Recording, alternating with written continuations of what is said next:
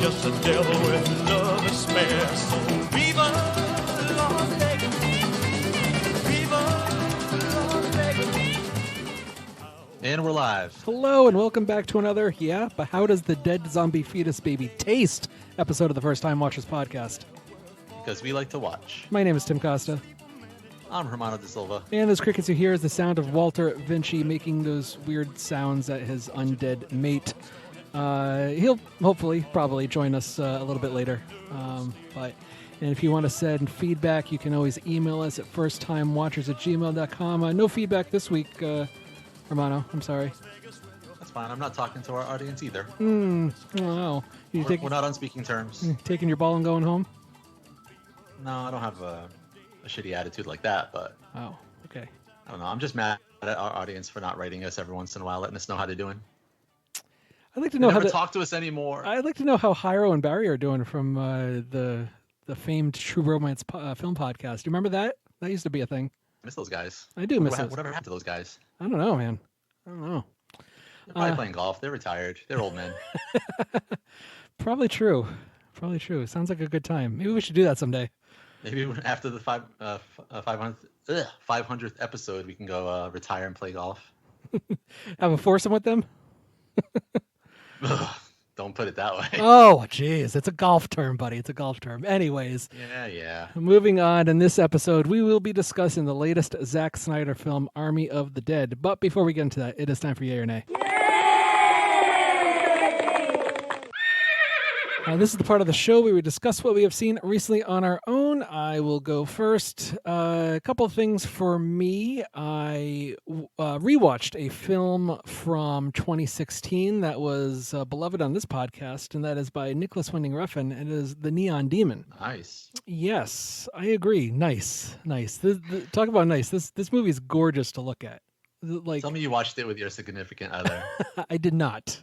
Ah. We haven't. I haven't made those kind of leaps yet. I just showed her The Departed for the first time, and I wasn't going to mention that, but I'll mention The Departed, Hermano, because I know that's your favorite Martin Scorsese film. Oh my God.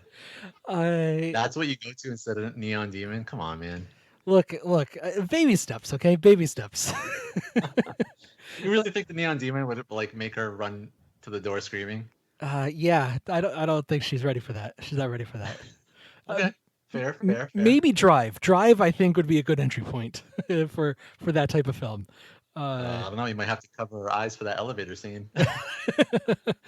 But as far as the Neon Demon, it's a really cool takedown of Hollywood's obsession with beauty and narcissism. And I really like Elle Fanning in this. I remember seeing Elle Fanning, and I think a lot of people remarked at her kind of debut really in Super 8 and how she was the standout in that movie. And it's really interesting to see how she has surpassed her sister's fame, I guess, or at least abilities in terms of acting and choosing really interesting roles. Like, she was only 16 when she filmed this, and relatively provocative, for such a young age, and it's just a really interesting movie. And I understand, Refn's style isn't for everyone, but for this movie and this material, it just works pretty well, especially when he uses his own heightened aesthetic and to highlight the excess of the industry. And then I haven't even gotten to the parts where there's 3 girls that turn into vampire cannibal witches, which is pretty cool. So yeah, still a huge yay for the Neon Demon. Probably still my second favorite Nicholas Winding Refn film. What would you rank this, Hermano? Yeah, I'd say it's definitely in the top 3 for me. But I've been wanting to revisit it, and I'd like to see his the trilogy that he put out, some of his earlier films. I remember liking those quite a bit as well. So you're right. I do have to rewatch the Pusher trilogy. That's something I've been meaning to dig into again. And I'm not sure I want to get into Valhalla Rising. That's one movie I never cared for that much. Anyways, Bronson, good. You want to talk about Tom Hardy and breakout roles? There you go, Bronson. Anyways, yay for Neon Demon. And I caught up with a horror film that came out earlier this year, and it's Wrong Turn, which is a reboot, reimagining of the, what was it, 2006 film? The one with Elijah Dushku with Yeah, sounds right. Cannibal Hillbillies or something like that. And Sure.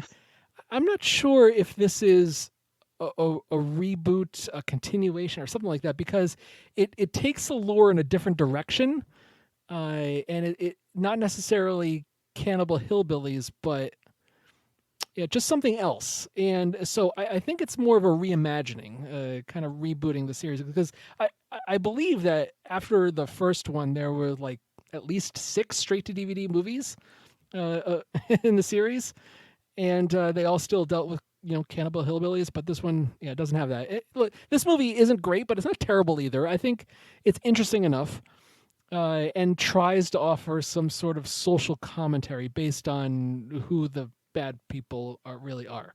But it never really follows through on that well. Yeah, I do appreciate the twist on the original story, even though the movie reminded me of M. Night Shyamalan's The Village. There was a lot more head bashing than I expected. I've seen a lot of head bashing recently, a lot of head gore. Maybe fast forwarding to what I'm going to say in Army of the Dead, but I remember seeing Midsommar a couple of years ago and being like, yeah, that's some good head gore too. But I've seen a lot. I've seen a lot recently. I don't know. It seems to be more of a go-to staple these days with some horror type films, and I'm Yeah, wondering it took the place of decapitations. yeah, is it just because the ability to do it with either practical or digital effects makes it more convincing, and it's just like, let's see what we can do and how gory we can go? What do you think it is? Yeah, I think it's kind of a mix of both. I think the practical stuff looks a lot better now, obviously. That back in the day, like if you watched films like what was it, Videodrome, Oh yeah. with crazy head explosions and stuff like that, it was pretty obvious that it looked pretty bad and all that. So, but yeah, like I think people just got tired maybe of the decapitation. I feel like decapitation held the number one spot for like the one of the sickest kills, I guess, in horror films, or the most common, Huh. Interesting. for brutality, I guess. But now the head crush just seems just that much more brutal. Yeah, there were at least like 3 different variations of the head bashing in this movie. It was creative and cool, but just actually kind of got me thinking about this new trend. So yeah, I don't know, a meh for Wrong Turn. It's not terrible, not great. It's fine. It's fine. I've heard mostly negative stuff. That's why I've stayed away from it. I enjoyed the original well enough, but it was one of those films that like this, it just had way too many sequels and a lot of straight to DVD stuff, and it just kind of watered down the series overall for me. And then when I heard this film was coming out, they were going kind of like you said in a different direction possibly.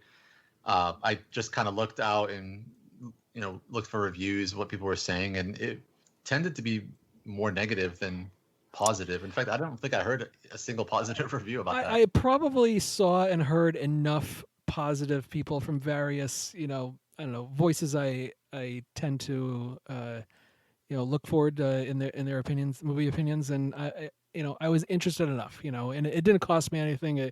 I got the DVD from the library, so it was just time. That's all. And I will say it was longer, than I expected. It's like almost 2 hours long, and it didn't deserve that runtime. It's something that would have been pretty tight at 90 minutes. Well, whatever. That's Wrong Turn. What do you got, Hermano? I only got one thing. Well, I liked Volume 1 of this series so much that I decided to watch Volume 2, and that is Love, Death, and Robots, Volume 2 on Netflix. Just came out a couple weeks ago. I'll read the synopsis. A collection of animated short stories that span various genres, including science fiction, fantasy, horror, and comedy. I don't know if I mentioned this last time. The whole series is created by Tim Miller, director of the first Deadpool film, I think. I forget what else. Yeah, but also part of the Lord and Miller crew of a Lego Movie, and that's not the same guy. Is it a different guy? Tim Miller. Yeah, I think it's a different guy. Oh Hold my on, let me. gosh, I'm throwing my credibility, whatever I had left, right out the door. Yeah, I don't think he's as associated with that. He's an older guy. He's not like one of the young guys part of Lord and Miller. He directed Deadpool. He directed. Oh, he was a producer on Terminator: Dark Fate. Uh, oh, he producer on Sonic the Hedgehog film. You like that? Anyways, like I said, I really enjoyed Volume One, all the short films. Like I said, there were 18 in Volume One. I think I really enjoyed 17 of them. There was only one that I thought was just kind of, it was nice to look at, but in the story department, it just felt like nothing that could ever be anything more than a short film. Where a lot of the other ones, I felt like, wow, you could actually take this premise and stretch it out into a full-length feature. This volume 2 only has 8 episodes, at least so far. And I'd say I really liked 7 of them. One of them, again, was pretty to look at, really interesting animation, but just felt like just a short film premise that really couldn't go anywhere else. So some of the episodes this time, the first one deals with a elderly retirement community, and it's in the future, so they all have like robotic maids and butlers and servants and stuff like that. And one lady, her vacuum goes AWOL, and hilarity ensues. Okay. That one has really interesting animation because the people look. You might have to look it up, Tim, just to see, because I can't do it justice. But it's like no other animation I've seen before in the way they animate people. So that one was the most comedic one, I think, of the 8. And then some of the other ones, one of them deals with a guy who's kind of immortal, and he can basically regenerate and heal really quickly. And he's lived for like hundreds of years, and people are trying to track him down constantly because they want to operate on him and see what makes him work, so that they could obviously maybe duplicate his abilities or whatever. That one is interesting. Wolverine. Where it goes. Kind of like Wolverine, but a little bit different, a little bit more sci-fi. But my favorite was one called, it's one of the top-rated ones, Pop Squad. That one was really good and really nice animation. That one centers around a, hold on, I'll read the synopsis here. In a future where resources are controlled by the rich, unregistered offspring are forbidden by the state, a police officer charged with enforcing population control faces a crisis of conscience. That one was great. Really hard subject matter to watch, especially for me, because basically people can choose to. Basically, the choice in this this world is that if you choose not to have children, you can live forever. But you basically all the rich, ultra rich, basically run the world, and people obviously there are people out there that want to have children. So because the resources are controlled by the rich, having children is kind of like an unsanctioned thing. So yeah, there are these like basically this squad that handles those situations. So you can kind of guess where it goes, but it's really well done. And this is one of the ones I'm talking about where I can totally see this being a full-length feature and having a pretty interesting story that you could stretch it out. So yeah, man, if you haven't checked it out, Tim, I would highly recommend this, man. It's really good and not worth. It's not a big time commitment. A lot of them are, like I said, like anywhere from 8 to 17 minutes. I watched all 8 in like under 2 hours. So it's really well done, man. Some of the most unique animation you will see to this day. Like oh, I forgot to mention there was a live action one. It features Michael B. Jordan. Oh, nice. He plays a space pilot who crash lands on a planet and has like this. I forgot what it's called. It's called like a life hub or something like that. It's kind of like a pod that ejects for you so that you can sustain yourself until a rescue ship comes for you. Mm-hmm. And he's basically gets into his life pod, and then an AI robot inside malfunctions, and he's stuck in there with the robot. And it's a really small confined space, so he's got to figure that out. So that one's really well done too. I don't know. Again, that's one of the ones where it's like a really short film premise, but nice overall. So I would highly recommend it for people out there that are interested in animation and want to see some cool, unique stories that you typically don't see in Hollywood features. I would say Heist of VAs for Love, Death, and Robots.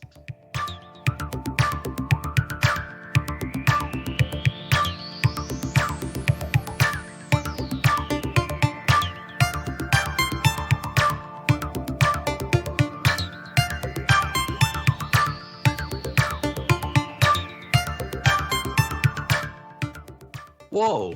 All the pod units are gone. You think Walter had anything to do with this? He's had everything to do with this since this whole thing started. Question is, where did they go? You know what show you never have to question? The In Session Film Podcast. That's right, Hermano. The In Session Film Podcast is JD and Brendan. This whole promo is still reversed. I'm sure it's perfectly fine. Anyways, each week the In Session Film Podcast chooses a movie to review. Then creates a top 3 list based on what they just saw. This week, the In Session Film Podcast is reviewing Zack Snyder's latest Army of the Dead. You guys! And continue their Michael Mann retrospective with Public Enemies. You can find their show on Apple Podcasts by searching for, you guessed it, the In Session Film Podcast. Or on the web at insessionfilm.com. So if you're in the mood for more great movie reviews and discussion, then check out the In Session Film Podcast on Apple Podcasts. Or on the web at insessionfilm.com. Do you feel a draft? That's no draft. Look! That portal has gotten a lot bigger. It's taken out the whole kitchen!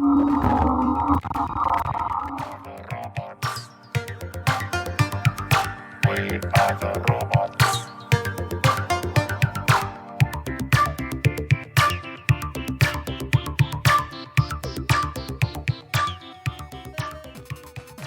MovieMavericks.com, broadcasting current box office breakdowns, movie news, and reviews. Now for your hosts, Jason and Trevor. Hey now, even though we're over 200 episodes deep into the Movie Mavericks podcast, it's still not too late to start listening. Where every show we give you 10 truths, 20 lies, and a bunch of Hollywood secrets. It's like existentialism slipping into nihilism. MovieMavericks.com.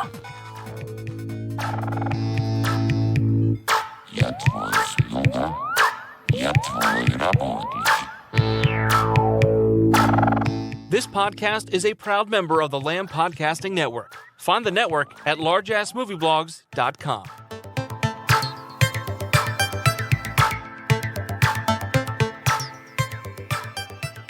Okay, let's talk about Army of the Dead. So you think it's a bad idea? Come on, Scott. It's not a matter of think, it's a matter of is. And it is a bad goddamn idea. You're out? I didn't say that. You're in? I didn't say that either. But you're intrigued. That much I'm guessing your ass knew before you even walked in. I mean, think about it. Everything we did, all those people we saved. Look what it got us. Now, what if just once, we did something just for us?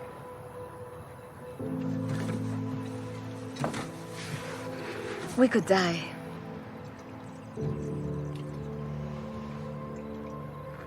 Yeah, we'll probably die. Some of us, at least. $50 million. 50 million. What's the split? Even however many ways? Figure you, me, and Vander will take 15 million each, assuming he'll do it. Everybody else who isn't family. Nobody needs to know our cut. Now you're getting it. Who else is on your crazy ass list?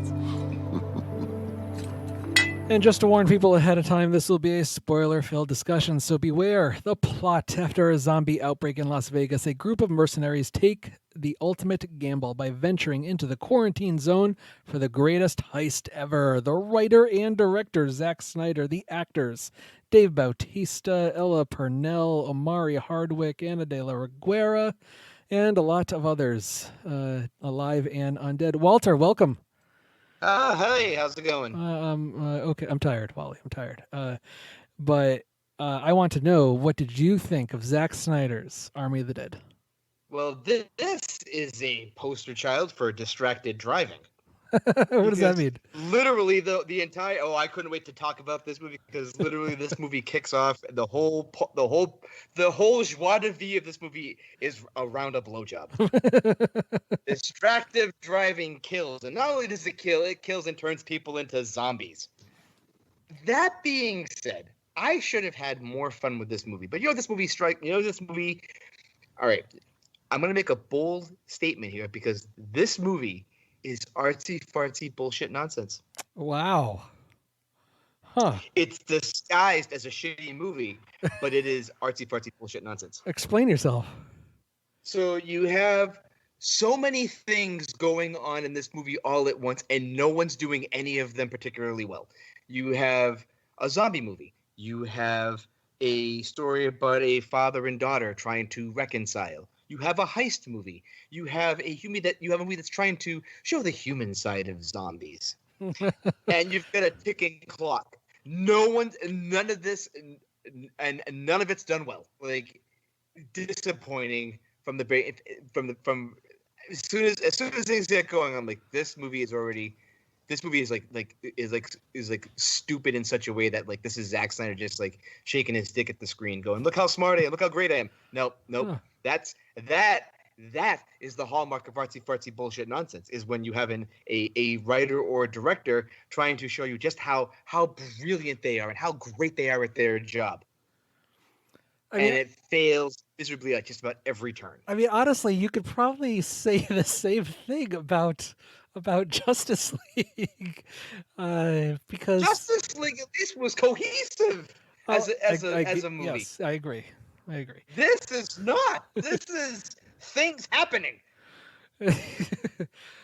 Things happening. Okay, Hermano, I will tell you, of any kind of criticism, I was not expecting artsy fartsy bullshit nonsense with this film from Wally. Do you lean towards his opinion? I don't share that exact sentiment, but I think Wally and I are sort of on the same wavelength. I thought it started off pretty strong. I liked the montage of the fall of Vegas. Absolutely. that is what, one trying to be Zombieland? No, but it's doing another piss poor job of it. Oh no! This is 100% the best part of the movie because it is an absolutely fantastic short film. Loved the opening. It is a direct ripoff of the opening of Zombieland. Fine. There's a lot of stuff that's ripped off and homaged and however you want to label it, taken from other films in this movie. Yeah, I mean, I don't know if I 100% agree it's a direct ripoff, though. Sure, there are similarities. It's a lot of slow motion. It's like, scenes that are documenting the fall of an area slowly. And honestly, I'm kind of with Wally. Like, I feel like this film should have been a lot more fun because the premise on its surface is silly, and it's, a heist film in this group of soldiers going in trying to rob a casino that is walled off in Las Vegas by a bunch of shipping containers, and there's this other subplot of some other people in there, and Batista's daughter is clearly gonna try to go and rescue them, even though she's been explicitly told, "Do not leave my side." And then there's also throw in somewhat smart zombies that are, have, I don't know, just some sort of brain power going there, and they can make actual decisions. I feel like Hermano, and they feel. Yeah, they feel. They have genuine feelings. Which, to be fair, is in one of the George Romero, one of his other films where, there's like a smart zombie that kind of starts leading other zombies. So it's not like completely crazy. And maybe he was going for sort of an homage of that film. But yeah, I'm usually a big Snyder defender. I think even on some level, I appreciate Sucker Punch for what he was going for, even though I don't think it's 100% successful. I think always I'll defend him visually. I think he's one of the most visually entertaining directors out there. Do you think that this movie looks good because there's No. there's a lot of shallow focus, and I'm like, why is there so much? Why? I was actually interested because when I saw his name pop up Yeah. as director of photography, I'm like, Yes. all right, I know he's shot scenes before. I don't know that he's ever shot an entire film that I've seen before, not to my knowledge at least. And I was like, oh wow, let's see what he can do. And yeah, I was really blown away by like it felt very film student-y. Like the whole like I just got a really, wide open lens. I'm gonna shoot everything really shallow depth of field, and it's just gonna pop in and out of focus. And it felt maybe on that level I can kind of get with Wally about the artsy fartsy bullshit because it did really feel film student. Now, do you give him any type of pass considering the genesis of the movie, what's behind this movie, how it's part of his healing process, coming out of mourning the loss of his daughter, finishing up Justice League, doing this movie, and clearly, there's elements of this movie that are probably emotionally resonant for him. Do you give him any bit of a pass for that at all? I guess when you put it that way, maybe a little bit, but I'm just talking strictly the film. I mean, I can only,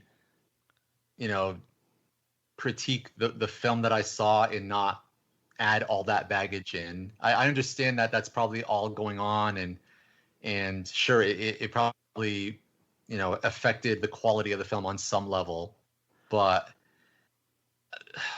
all that to say that I just feel like, I think, was it Wally in the past that said that he's good at adapting other people's stuff, but when he writes his own stuff, it's Christopher Nolan.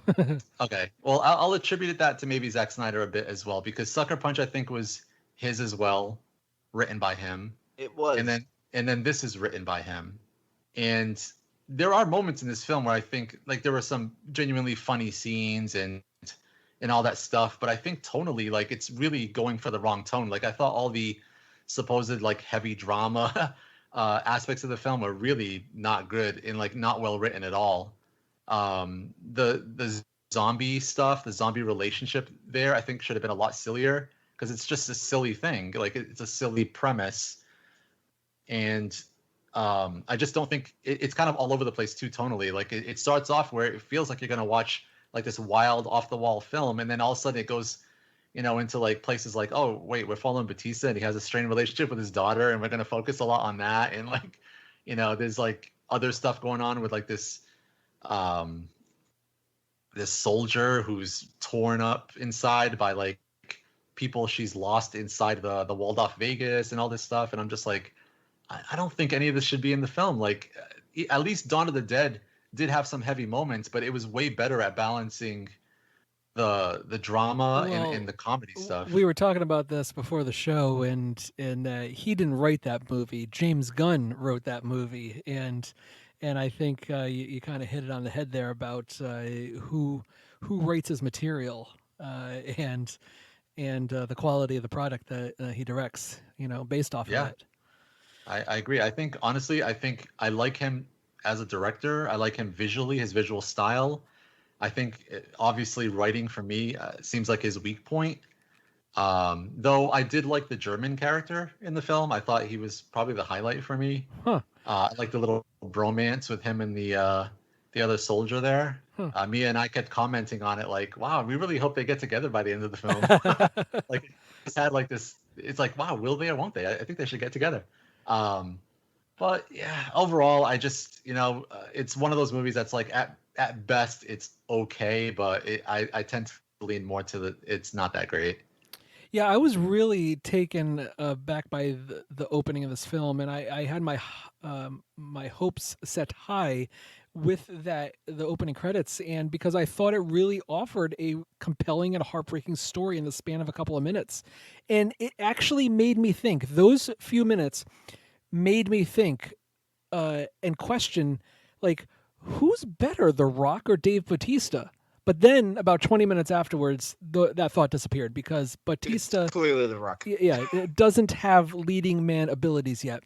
I've enjoyed Dave Bautista in other movies that he's been in. I like him as Drax. He's perfectly suited for that role. He has perfect amount of screen time, and once again, James Gunn knows how to use him and when to use him. I liked his turn in Spectre. I thought he was a pretty cool heavy there. I'm sure there's been other things that I've seen. Blade him. Runner 2020, Oh, yeah. the new Blade Runner. Yeah, that's right. 2049, exactly. And it was a perfect amount of screen time. Very 5 minutes maybe, and he sold the role very well. So he's still, side character material. That's what he's suited for. He could not carry the lengthier scenes of dialogue with the emotional heft that Snyder is asking him to go for. I knew that this film was going to be longer than necessary, and Snyder did not disappoint. But there are a number of scenes that play out far longer than needed and take away from that good zombie human carnage. Even so, I thought there were a few nice surprises here and there, and I liked the ending, even if it was all a bit predictable. Yeah, it just doesn't feel as fresh as that Dawn of the Dead remake, and even though at times I think he's having fun here, but you're right about the tone. The tone, it wants to be several things at once, and I wish it stuck to one consistent tone. You can have a fun, lighthearted, heisty type of film. Look at the Ocean's movies, but Steven Soderbergh is a more accomplished director because he's a more versatile director, clearly. I appreciate that it doesn't skimp on the gory visuals. There's some really gnarly kills. And once again, a lot of head trauma. What'd you guys think of the zombie tiger and zombie horse? So like zombie animals. What's going on here? What'd you think about that? I dug zombie tiger. I dug zombie horse, even though zombie horse it was just like horse with face paint. Like they just kind of like painted onto a horse, like, oh, that's a Scully Pale Rider horse.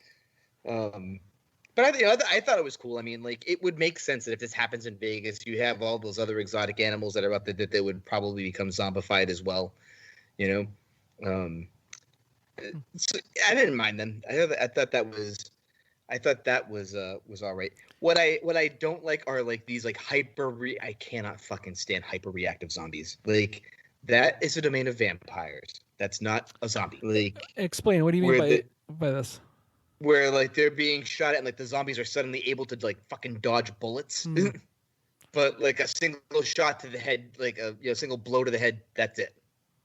Well, yeah, that's how it works because you have to take away their brains. Obviously, that's how it works. But it's like Zack Snyder trying to like blend like, oh, what if he made them like vampires, where like they're like able to like move like super fast and like do all this like other like wild like vampire-y shit, but they're actually zombies. And somebody went, "That's cool, Zach." That's a good point because it did feel a little bit like a Blade movie at times, right? Yeah. Romano, and then you've got like I know the Romero bit where the person says they're using tools, right? But that was like to get into a building. That was like them like using saws and like other means to knock down doors, not fashion bulletproof faceplates. No, you didn't like that? No, I hated that. I was like, this is fucking dumb. Like this is now like I like the longer this goes on, like the more I'm just like, I am so glad like I didn't pay for this in a movie theater. I'd be so fucking bent out of shape over this. What'd you think about all that, Hermano? I agree. I like the zombie tiger. I thought it was interesting, and it has one of the better scenes in the film. That like constant threat. Once they see it and are aware of it, and you're as a viewer, you're like, well, all right, when obviously they're gonna use this more. Like, when's it gonna come in? And when it does, it doesn't disappoint.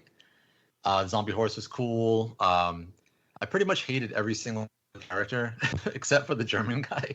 Like, I thought everyone else was just going through the motions. I don't think anyone was really putting in like a good performance. They weren't like lively, really. Yeah, I don't know. I just really didn't care for anyone. Like, every time anyone got offed, I was just like, okay, whatever. I didn't care about that person like whatsoever. So there was no impact for me. Yeah, I mean,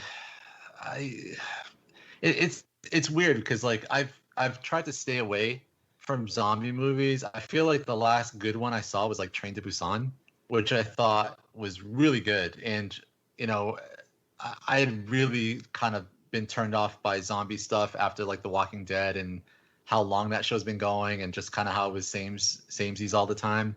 But yeah, this film makes me want to not get right back off the zombie train. Like I'm just like, man, I feel like Trey Busan did something interesting, like, and this just seemed like more of the same. And I actually, like you, Tim, I had hope. Like when it started, I was like, wow, this could be a lot of fun. Like this is a really interesting montage. Like you said, like the little short film aspect of it, of introducing us to the characters, and you see that mother who's on a tear looking for her daughter, and how that, how that ends and all that, and it's really well done. But then once that's over, it felt like it was all downhill from there. Like it felt like the rest of the film was just, I don't know. Like I think the only genuine laugh I got out of any of the writing, and where I was expecting a lot more, was the interaction between the German guy and the Japanese guy when he says easy peasy Japanese. Oh yeah. And the German guy says to him like, no, we can't say that anymore. He's like, but I'm Japanese. Like I actually like that as a line. Like I think, Sure. There's moments, but they're few and way far in between. Yeah, I wonder how this movie would have been if Dave Bautista actually played Drax. Just was the character of Drax in this movie. I mean, it doesn't have to be that goofy, but I mean, he's so overly serious in this film. Like it's insane. It's like it's such a departure from like what I was expecting. Like I was expecting a little bit more life, but it feels like he's completely lifeless. Like he's just playing a tortured soul or something in a movie that's really silly. It's kind of a weird dichotomy. You're absolutely right. There's a lot of, it's going back to the tones again, and how they're all over the place. And then there's these moments where these characters are gonna die. Like for example, the woman that he's teamed up with, she gives this emotional speech just before she dies. It's like, well, why are you waiting up until this moment to deliver what is supposed to make us feel for her, and then all of a sudden just kill her off? Because that is a hallmark of artsy fartsy bullshit nonsense. It's the here's that impassioned speech, and now we're gonna turn it on its head by literally turning its head around. So did you guys like zombie romance, zombie wife, zombie husband? No, you didn't? I would say it's not zombie wife, zombie husband. I feel there was like zombie queen, zombie thrall. Okay. I think there was a trove of zombies for the surprising zombie queen. Now, question. Did zombies have sex and create zombie baby, or was she already pregnant? That's what they were leaning towards, that's a zombie baby because he's smarter than all of us. Look what we did. Yeah. Okay. See, this is artsy fartsy bullshit nonsense all over it. I didn't know it's just disguised as something else. I didn't know how to take this. I know it. Hermano, what did you think? Did you think the woman was already pregnant before she became a zombie, or do you think he impregnated her with zombie sperm? That's where I was leaning, because she looked like she was dressed up as like a showgirl or dancer, some sort of performer. I mean, I don't know. I find it hard to believe that she was pregnant and still dressed like that, like before she became infected or whatever. Like I think the insinuation was that it was his child. He was like listening to the belly, all this stuff. So it just, all those just struck the note of like, yeah, it's probably their baby. How does this work? Didn't all that stuff like remind you of kind of the plot of what was that Will Smith movie, the remake? I Am Legend? The zombies. I Am Legend. Yeah, there was an aspect in that film where there's like a male zombie, his female love interest zombie gets captured, and that's all intertwined in the plot of like him trying to get to Will Smith to recapture her. It just really reminiscent of that film for me, with the whole zombie love story in this film. Huh, interesting. And what did you think, Hermano, about how this movie ended with the helicopter crash and all that kind of shit? It was fine. I mean, I don't know, like it didn't really like blow my socks off or anything. I just not really not a surprise where it went. I didn't think this was going to be like a. It ended like a lot of the other zombie films end. You know, even Army of the Dead ended with Everyone kind dying. of everyone dies basically. Like like in this one, it just you think there's going to be a survivor, but then you find out that nope, he's bitten and. He's going off to what was it, Mexico or something? Something like that. And probably going to start some sort of zombie outbreak there. So you have to have a sequel. I don't know. Sure, you have to at least leave the door open for a sequel. I don't know that. I think this film's. I think it's got a 6.0 on IMDb. I don't know how it's doing like on Rotten Tomatoes or anything like that, but I've heard most people say that they didn't really enjoy it. Oh, Wally, was there anything you liked about this movie? Anything? Tig Notaro. Oh, you liked believe it or not.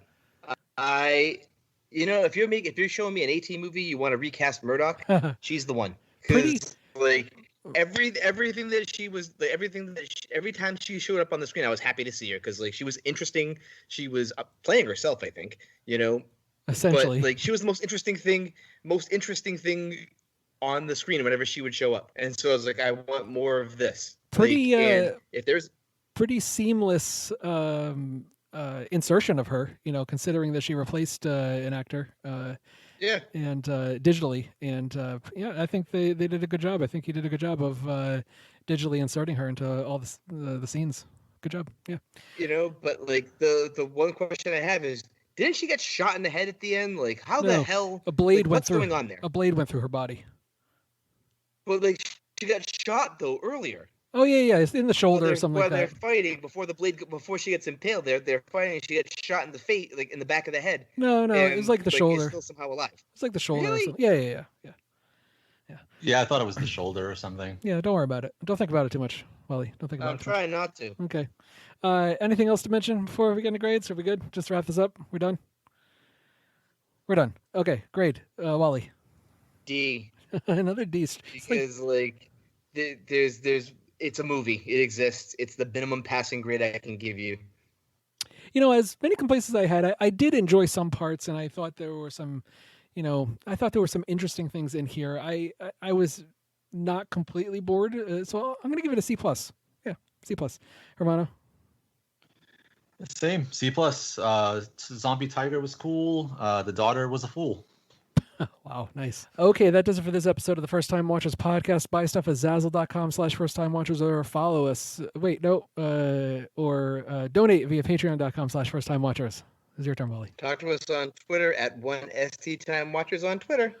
Or write to us at our email, firsttimewatchers@gmail.com. Please leave a review for us on Apple Podcasts, Stitcher, anywhere else you can, because we love feedback. If you have any suggestions of movies for us to watch, send a tweet or an email. Speaking of suggestions, let's recommend a movie. I will go first. I will recommend because I just saw that Sam Raimi and Bruce Campbell are teaming up for another Evil Dead movie, I think, somehow, some way. So I'm going to recommend 2013's reboot, reimagining, remake, I guess, of Evil Dead, which I kind of liked. I haven't seen it since I saw it in theaters, but I thought Fede Alvarez did a good job of, and there was a lot of blood. Like literally a lot of blood by the end of this movie. I kind of liked it. I'm gonna have to rewatch this movie. I think you guys should watch it too. Anybody who's listening, the 3 people that listen. Wally. All right, I'm gonna go with a movie that this movie is desperately trying to be, and I'm gonna go with Zombieland because you can't beat Woody Harrelson as it's Tallahassee in this movie. The fun cameos that show up in this movie. And the fact that this movie is just a hell of a lot more fun and makes a hell of a lot more sense than Army of the Dead. Hermano. All right, I mentioned mine earlier. The last good zombie movie I saw from 2016, Train to Busan. While a zombie virus breaks out in South Korea, passengers struggle to survive on the train from Seoul to Busan. Great, consistent tonally. It's just mostly going for the serious. Father traveling with his daughter, right? Sure. Yes. Yeah, and obviously there's stakes there, and it's just I remember feeling like it felt fresh for a zombie thing, where I think they had some interesting ideas, a lot of close quarters stuff. Just really interesting, like solid zombie film through and through. So yeah, highly recommend Train to Busan. All right, stay tuned for our next episode. In honor of the recently departed Charles Grodin, we will be discussing Midnight Run. That's the First Time Watchers podcast because we like to watch. I wish that there were more than 24 hours in the day. Even if there were 40 more, I wouldn't sleep a minute away. Oh, there's blackjack and poker and roulette wheel. A fortune won and lost on every deal. All you need is a strong heart and a nerve of steel. Viva Las Vegas! Viva Las Vegas! Viva Las Vegas with your neon flashing and your one-armed bandits crashing. Almost hopes down the drain. Viva Las Vegas! Dude, I am so freaking tired. Why? So I'm going in even earlier for my job, and normal schedule is 7 to 3:30. I've been going in 6:30 to 3:30, and then today I went in at 6 o'clock, so I got up at 4:30. But the thing is, I would be fine if I actually slept. I don't think I really slept. I would be surprised if I got 2 hours of sleep last night. Wow. Yeah. What kept you up? I have no idea. No idea. I can't even answer that because I have no clue. It's nuts, but yeah, I'll be surprised if I make it through this. This recording. I'll be surprised. Wow, you're gonna fall asleep on a recording? Might be the first time ever. No, I've probably fallen asleep before. I've fallen asleep at work before. Yeah, I know. I remember those days too. I caught you a few times. Dude, I would do that like next nap, like I just fall asleep, like just sitting straight up, and all of a sudden my head would just fall, and I'd be like, whoa.